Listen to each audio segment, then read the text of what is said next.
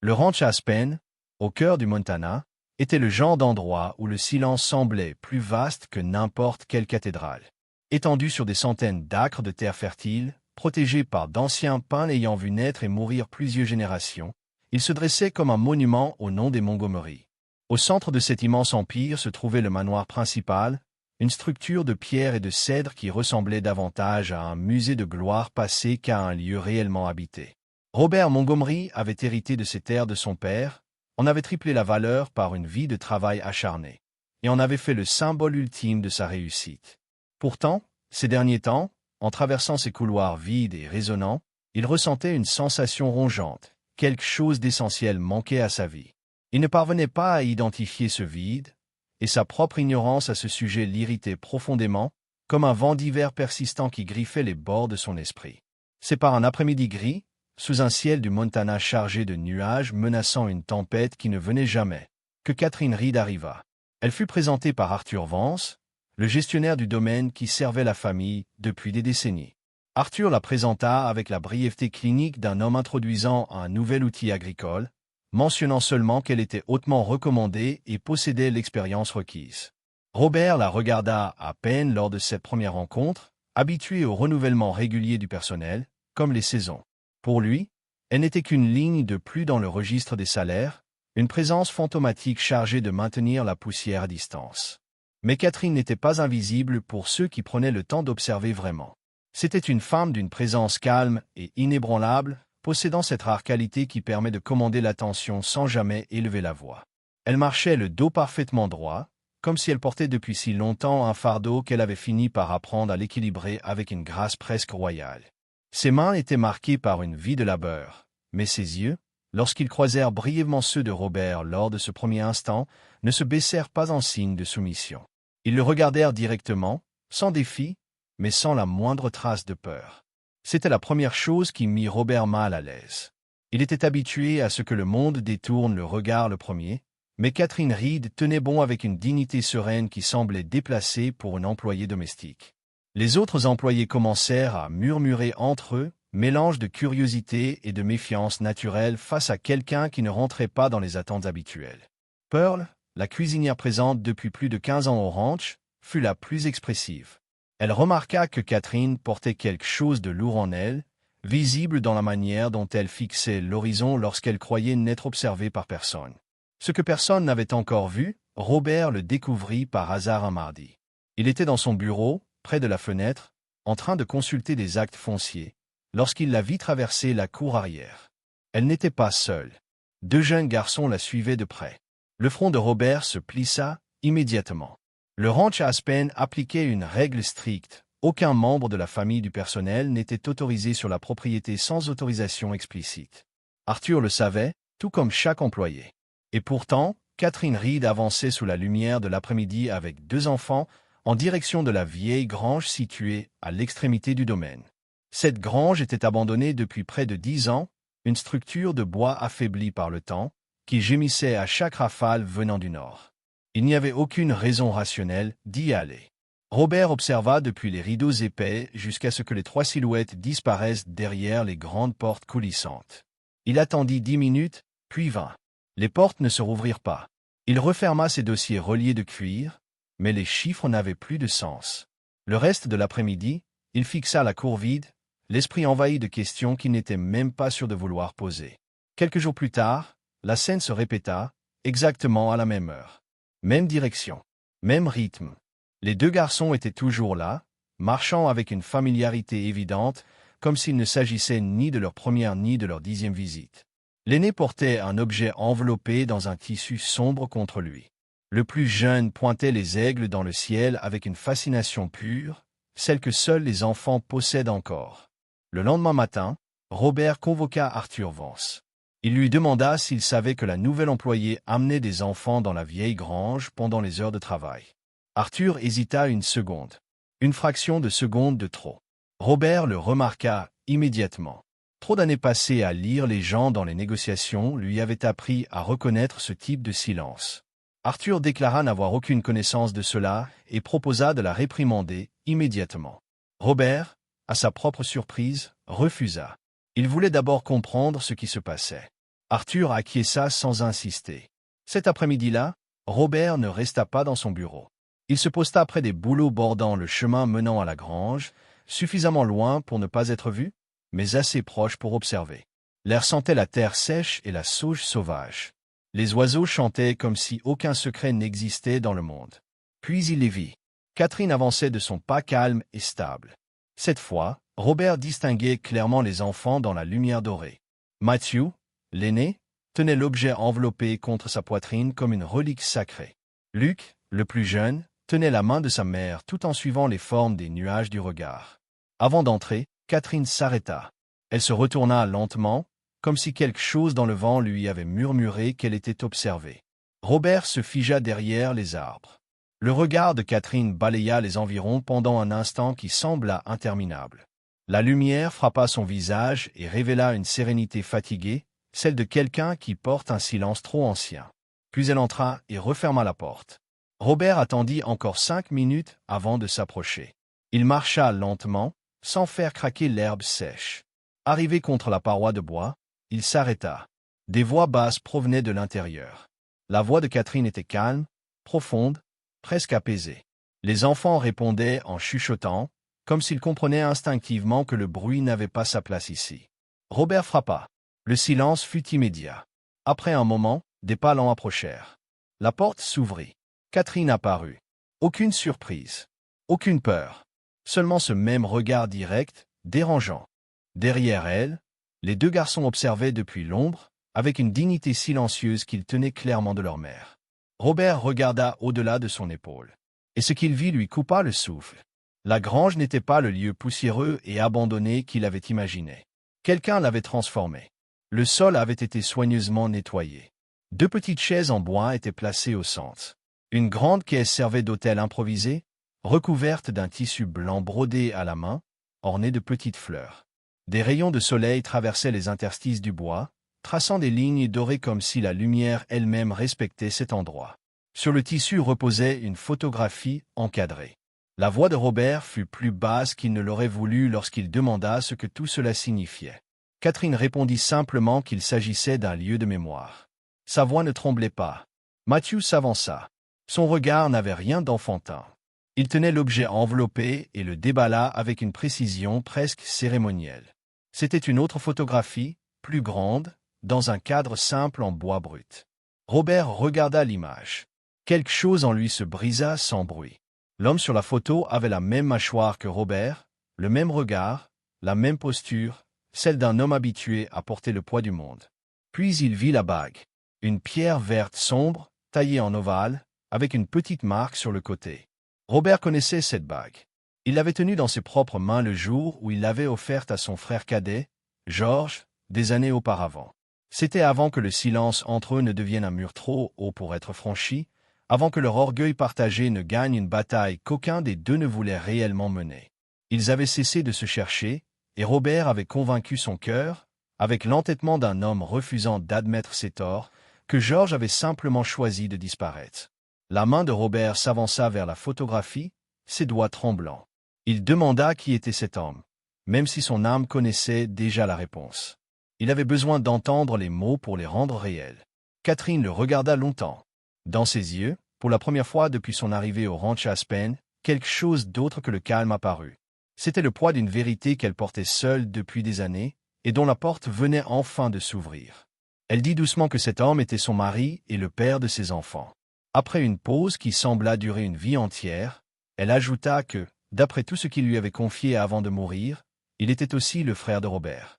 À cet instant, une rafale de vent frappa la grange, faisant gémir le vieux bois comme si le bâtiment lui-même expirait enfin après avoir gardé un secret pendant une décennie. Robert Montgomery, l'homme qui avait bâti un empire sur la fermeté de ses décisions, sentit le sol se dérober sous lui. Mais il ne put rien dire. Le silence dans la grange n'était pas vide.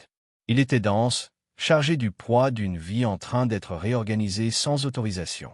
Robert resta face à Catherine, la photographie floue sous l'effet brutal de la prise de conscience. Son esprit tenta, comme toujours, de tout rationaliser, de classer cette information dans un registre de faits. Mais aucune logique n'existait pour expliquer la douleur qui naissait dans sa poitrine. Ce visage sur la photo était son propre passé, une version de lui-même ayant emprunté un autre chemin. Il parvint enfin à murmurer le nom de son frère. Georges. Combien de fois avait-il enterré ce nom sous le travail, les réunions et le froid de son propre orgueil? Il s'était répété que Georges était celui qui était parti, qu'il ne lui devait rien. Des mensonges qu'il avait fini par confondre avec la vérité. Il demanda à Catherine quand cela était arrivé. Elle comprit la question implicite. Elle répondit que c'était il y a plusieurs années, à la suite d'une longue maladie. Elle marqua une pause, précisant qu'à la fin, Georges n'avait plus la force de se battre. Mais même dans ces derniers instants, il parlait encore de Robert. Ces mots frappèrent Robert comme une pierre jetée dans une eau immobile, dont les ondes se propagent jusqu'aux coins les plus sombres de son cœur. Catherine ajouta que Georges parlait de lui constamment. Sa voix ne contenait aucun reproche, seulement une vérité nue, sans phare. Elle raconta qu'il lui avait tout décrit, le ranch, leur père, le jour de leur séparation, leur enfance dans les champs, les disputes, puis les choses jamais dites. Elle regarda ses fils avant de continuer, disant que Georges avait décrit Robert comme l'homme le plus têtu qu'il ait jamais connu, mais aussi le plus bienveillant, et que porter ces deux traits ensemble était un fardeau lourd. Robert expira lentement, sans s'être rendu compte qu'il retenait son souffle. Matthew, l'aîné, continuait d'observer avec ce regard sérieux, presque évaluateur, qui donnait à Robert le sentiment d'être mis à nu. Luc, lui, avait perdu tout intérêt pour les adultes et s'était assis sur sa petite chaise, suivant un rayon de soleil dans la poussière du doigt. Robert posa la question qui le hantait depuis des années. Pourquoi Georges n'avait-il jamais essayé de revenir? Pourquoi ne l'avait-il jamais contacté? La question visait autant le souvenir de Georges que Catherine, mais c'est elle qui répondit. Elle le regarda avec une honnêteté tranchante et dit que Georges avait essayé. Robert releva brusquement la tête. Elle expliqua qu'il avait tenté plusieurs fois. Il avait écrit des lettres, passé des appels, et une fois, il était même revenu jusqu'au Montana, se tenant devant les grilles du ranch. Elle s'arrêta, observant le visage de Robert. Elle ajouta qu'il n'avait jamais reçu de réponse. Robert secoua la tête, la confusion sincère. C'était impossible. Il n'avait jamais reçu une seule lettre, aucun message. Catherine le regarda sans le juger, sans le croire ni ne pas le croire, simplement en observatrice. Elle suggéra que quelqu'un avait peut-être veillé à ce que ces messages ne lui parviennent jamais. L'air dans la grange sembla se refroidir. Robert voulut exiger des explications, mais il comprit qu'il se trouvait au cœur d'un mystère qui avait pourri sous la surface de son domaine depuis bien longtemps. Il quitta la grange avec plus de questions que de réponses, une pression sourde et inconnue grandissante dans sa poitrine. Il marcha lentement vers le manoir principal, laissant le soleil réchauffer sa peau, tandis que son cœur semblait fait de glace. Avant d'atteindre la porte d'entrée, il croisa Arthur Vance. Le gestionnaire revenait des écuries, un dossier en cuir sous le bras, son habituel masque d'efficacité intact. Lorsqu'il vit Robert revenir depuis la direction de la vieille grange, son pas hésita une fraction de seconde. Il demanda si tout allait bien, d'un ton parfaitement contrôlé. Robert s'arrêta devant lui. Son regard transperça l'homme qui gérait ses affaires depuis 30 ans. Il demanda si, durant toutes ces années, quelqu'un avait tenté de le contacter via le ranch. Lettres, appels, visiteurs, qui n'auraient jamais atteint son bureau. Arthur ne cligna pas des yeux. Il conserva une posture impeccable et déclara ne rien se rappeler de tel. Robert insista, demandant s'il en était absolument certain. Arthur répondit qu'il en était totalement sûr. Robert le fixa un instant de plus qu'il n'était confortable, puis acquiesça lentement et reprit sa marche. Mais dès qu'il ferma la porte de son bureau, son esprit s'emballa. Il connaissait Arthur Vance depuis toujours. Et cette légère pause, cette micro-fissure dans sa voix, était la même qu'il avait perçue le matin même. Arthur mentait. Cet après-midi-là, Robert descendit pour la première fois depuis près de 5 ans dans le sous-sol du manoir. C'était un espace froid et humide, utilisé pour les archives les plus anciennes du ranch, contrats, dossiers du personnel, correspondances administratives accumulées depuis des décennies. Des boîtes étaient empilées, classées par année, étiquetées avec une écriture méticuleuse. Il chercha les archives correspondant à la période où lui et Georges s'étaient séparés. Il ouvrit la première boîte, poussière et facture jaunie. La seconde, identique. Mais dans la troisième, tout au fond, sous des rapports météorologiques, il trouva une enveloppe épaisse. Non ouverte. Son nom était écrit dessus dans une écriture qu'il reconnut immédiatement. La même écriture arrondie, légèrement inclinée vers la droite, qu'il avait vue sur des cahiers d'école et des cartes d'anniversaire. C'était celle de Georges. Les mains de Robert ne tremblaient pas habituellement, mais ce papier les rendait lourdes, maladroites. Il ouvrit la lettre. Elle avait été écrite pendant une période où Robert était absent du ranch pendant plusieurs semaines, occupé par une crise dans une autre ville. Arthur Vance dirigeait alors entièrement le domaine. Robert commença à lire. Chaque phrase ressemblait à une voix venue du passé. Georges écrivait qu'il savait que Robert n'avait peut-être aucune raison de vouloir lui répondre, mais qu'il y avait des choses à dire avant qu'il ne soit trop tard. Il parla de sa famille, d'une femme qui valait plus que tout ce qu'il aurait pu offrir, et de 2 fils qui lui donnaient enfin le sentiment d'avoir fait quelque chose de bien dans sa vie. Il écrivit leurs noms, Matthew et Luc, et exprima le désir profond que Robert sache qu'ils existaient. Il ne demandait pas pardon. Il demandait à son frère de ne pas laisser l'orgueil voler la seule chose qui comptait vraiment, le temps qui leur restait. Robert s'arrêta de lire, ses yeux incapables de se concentrer. D'autres pages existaient. Des mots jamais reçus. Des mots arrivés ici, touchant ces murs, puis enterrés dans une boîte. Quelqu'un avait pris cette lettre. Quelqu'un avait décidé à sa place qu'il n'avait pas besoin de savoir. Robert replia soigneusement les pages et posa l'enveloppe sur le bureau. Il resta immobile longtemps, seul avec le bruit d'une horloge qui semblait mesurer les secondes d'une vie gâchée. Il repensa aux mots de Catherine sur Georges venu au ranch et repoussé. Il comprit que pendant qu'il nourrissait son orgueil, quelqu'un avait façonné sa réalité à sa place. Il se sentit plus petit qu'il ne l'avait jamais été, malgré les milliers d'acres qu'il possédait. Georges avait essayé de le rejoindre. Et Robert en avait été tenu à l'écart par un homme en qui il avait confiance. Il serra l'enveloppe contre sa poitrine, comme s'il pouvait rendre un peu de chaleur à son frère. Mais Georges était mort. Le temps perdu ne revient pas.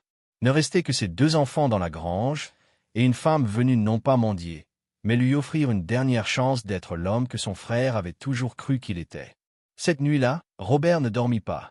Il resta à son bureau, la lettre étalée devant lui, la relisant encore et encore jusqu'à ce que les mots s'impriment dans sa mémoire. Il regarda l'aube se lever sur l'horizon du Montana, la lumière révélant lentement la silhouette de l'ancien grenier. Sa perception de ce bâtiment avait changé à jamais. Ce n'était plus une ruine, mais un sanctuaire. Le matin, Robert prit une décision. Il n'affronterait pas Arthur immédiatement. Un homme capable d'intercepter du courrier pendant des années et de lui mentir en face aurait toujours une justification prête pour chaque accusation. Il lui fallait davantage de preuves, et il savait exactement à qui parler. Il alla à la cuisine chercher Pearl. Elle était là comme toujours, entourée de l'odeur du café frais et du rythme régulier des préparations du matin. Pearl était au ranch depuis plus longtemps que quiconque, avec une mémoire infaillible et une honnêteté fondamentale. Robert lui demanda si elle se souvenait de quelqu'un étant venu au ranch des années auparavant, surtout lorsqu'il était absent, pour le chercher ou laisser un message. Pearl ne répondit pas immédiatement.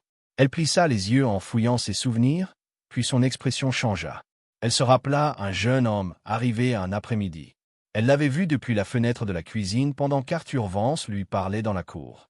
Elle nota que cet homme ressemblait fortement à Robert, même si elle n'y avait pas prêté grande attention à l'époque. Quand Robert demanda ce qu'Arthur avait dit à propos du visiteur, Pearl révéla qu'il l'avait écarté comme un simple vendeur ambulant sans affaire au ranch. Robert la remercia et sortit, le cœur glacé. Georges s'était tenu dans cette même cour, regardant la maison où il avait grandi, et avait été repoussé comme un étranger. Cet après-midi-là, Robert décida de passer un appel qu'il n'avait pas fait depuis des mois. Sa mère, Eleanor Montgomery, vivait dans une résidence calme pour personnes âgées en ville. C'était une femme d'une présence imposante et de très peu de mots, une matriarche qui avait toujours placé la réputation familiale au-dessus de presque tout. Quand elle répondit, sa voix semblait plus fragile que dans ses souvenirs. Robert lui parla de la femme arrivée au ranch avec 2 enfants. Un silence beaucoup trop long suivit, à l'autre bout du fil. Lorsqu'Eleanor parla enfin, sa voix était chargée d'une émotion que Robert lui connaissait rarement, la culpabilité. Elle admit qu'elle savait que Georges le cherchait.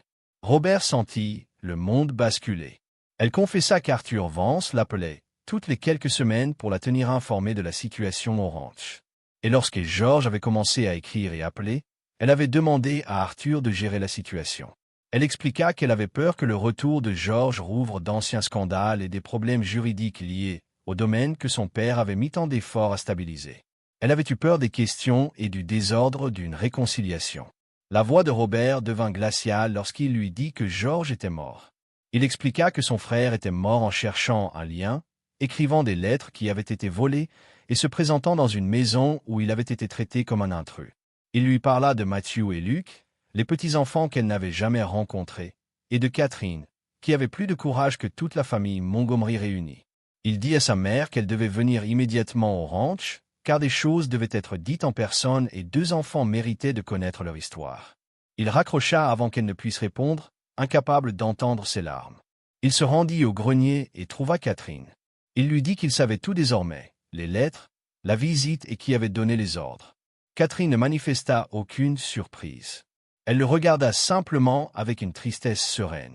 Elle expliqua que George avait soupçonné que quelque chose n'allait pas, que ses tentatives ne pouvaient pas avoir été ignorées uniquement par mépris. Elle dit que George l'avait envoyé au ranch parce qu'il pensait que Robert devait connaître la vérité et que s'il voyait les visages des enfants, il ne pourrait pas détourner le regard. Elle ajouta que si Robert s'était révélé être un homme différent, elle serait simplement repartie avec les garçons, sa promesse à George accomplie. Robert regarda Matthew, qui observait la scène avec les yeux de son père. La ressemblance était désormais douloureusement évidente. Il comprit que l'orgueil avait un prix élevé et que ce sont presque toujours les innocents qui le paient. Il dit à Catherine qu'il comptait réparer les choses, mais il savait que cela ne pourrait jamais vraiment être réparé, et que les années perdues ne reviendraient pas. Il lui demanda si les garçons savaient qui il était. Catherine répondit qu'ils savaient qu'ils avaient un oncle et que leur père l'aimait. Le reste viendrait avec le temps. Ce soir-là, Robert s'assit sur le porche et contempla les étoiles. Pour la première fois de sa vie, l'immensité de ces terres ne lui donnait pas un sentiment de puissance, mais de solitude. Il pensa au testament secret que son père avait mentionné autrefois, un document disparu après les funérailles. Il se demanda s'il était lui aussi caché quelque part ou détenu par Arthur Vance. Il comprit que toute sa vie avait été façonnée par des personnes prétendant agir pour son bien, alors qu'elles servaient en réalité leur propre peur. Il savait que les jours à venir seraient un tumulte, mais pour la première fois, il était prêt à laisser la tempête venir.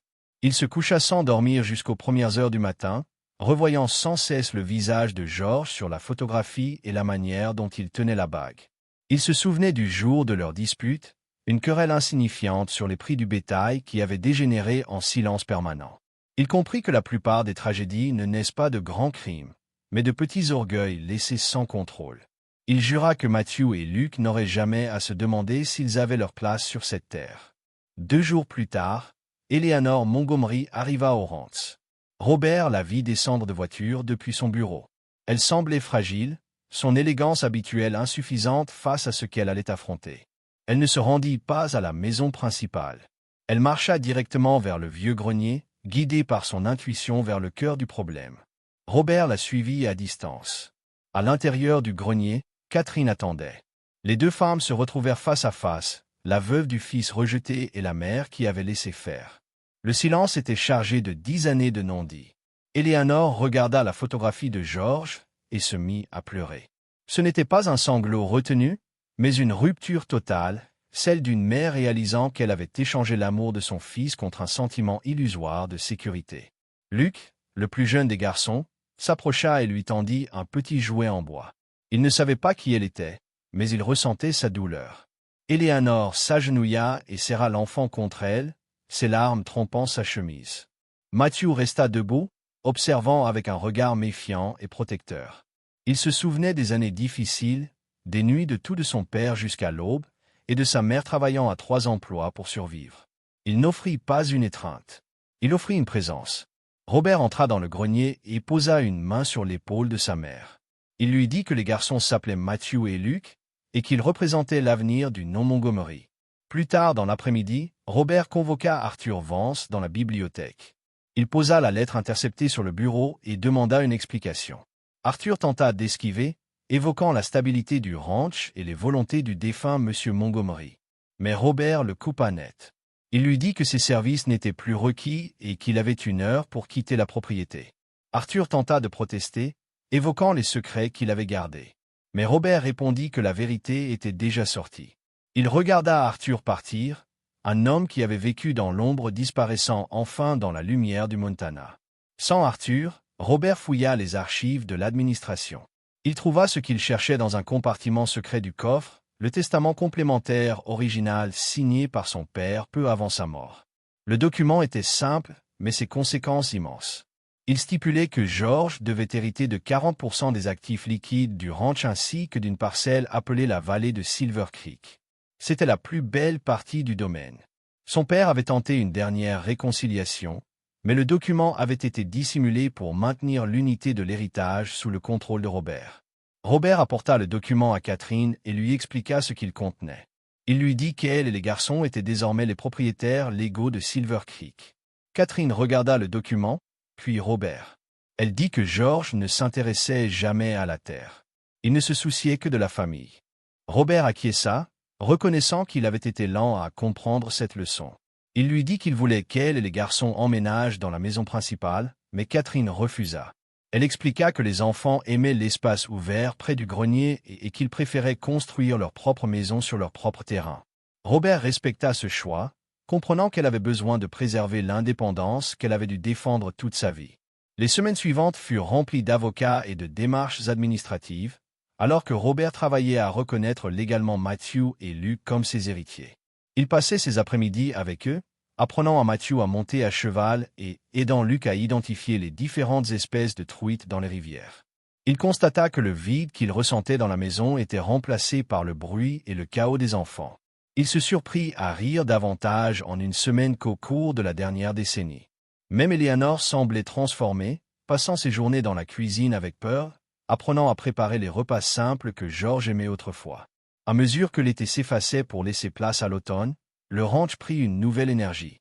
La maison de Silver Creek était en construction, une demeure modeste mais belle, faite de pierres locales et de bois. Robert supervisait lui-même le projet, veillant à chaque détail. Il voulait que ses neveux aient le meilleur, non pas par culpabilité, mais par un nouveau sens du devoir. Il comprit que le ranch n'était pas seulement une entreprise. C'était un héritage, et un héritage exigeait plus que des terres. Il exigeait de l'amour et de la continuité. Un soir, Catherine et Robert étaient assis sur le porche de la maison principale, observant les garçons jouer au loin. Catherine lui demanda s'il regrettait d'avoir découvert la vérité. Robert regarda ses terres, puis les fils de son frère. Il répondit que la vérité avait été la chose la plus difficile qu'il ait jamais affrontée, mais aussi la seule qui l'avait véritablement libéré. Il admit qu'il avait été prisonnier de son propre succès, enfermé dans une cage qu'il avait lui-même construite, jusqu'à ce qu'elle franchisse la porte et lui tende la clé. Catherine sourit, une expression rare et magnifique qui illumina son visage. Elle dit que George savait toujours que Robert finirait par faire ce qu'il fallait.